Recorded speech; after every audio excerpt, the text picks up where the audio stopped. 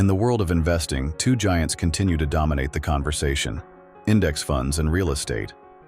But in 2025, where should you actually be putting your money?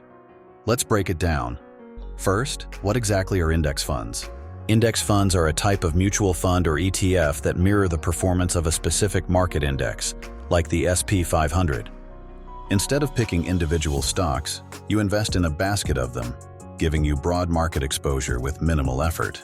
Now compare that to real estate, buying physical property to generate income through renting, appreciation, or both. Both have their pros, both have risks. But your choice depends on your goals, your timeline, and your risk tolerance. Let's talk about returns. Historically, index funds, especially those tracking the S&P 500, have returned about 7 to 10% annually, adjusted for inflation. Real estate can yield higher returns, especially when you factor in leverage, rental income, and appreciation. But those gains often come with more complexity, which brings us to liquidity. With index funds, your money is highly liquid. You can buy or sell anytime the markets are open. Real estate?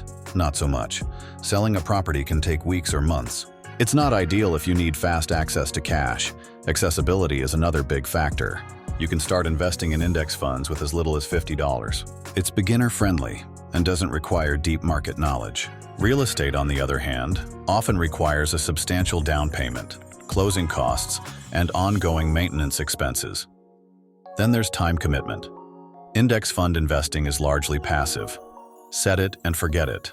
With real estate, you're managing tenants, dealing with repairs, handling vacancies, or paying a property manager to do it for you.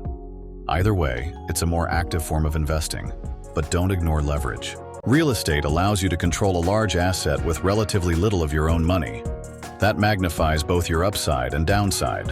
A 20% down payment gives you ownership of 100% of the property. That's powerful, but risky. Now let's talk tax advantages. Index funds in a tax-advantaged account like a Roth IRA can grow tax-free.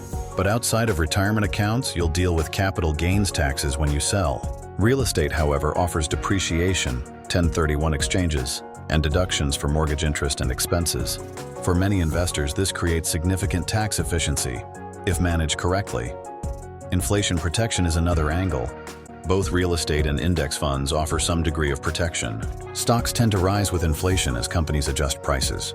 Real estate, particularly rental property, can be a strong hedge, as rents and property values usually increase over time. So where should you put your money in 2025?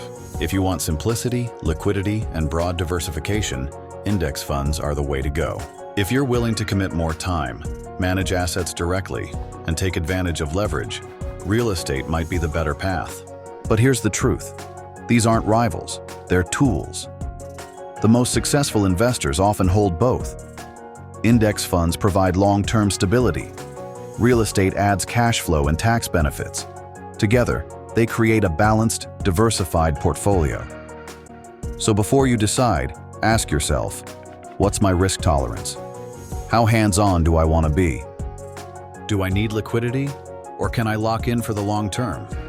Your answers will point you in the right direction. And if you've already started investing, let us know in the comments. Are you more into real estate or index funds right now? If you're serious about growing your money in 2025, hit that subscribe button. Luxora is your go-to source for smart investing strategies, simplified.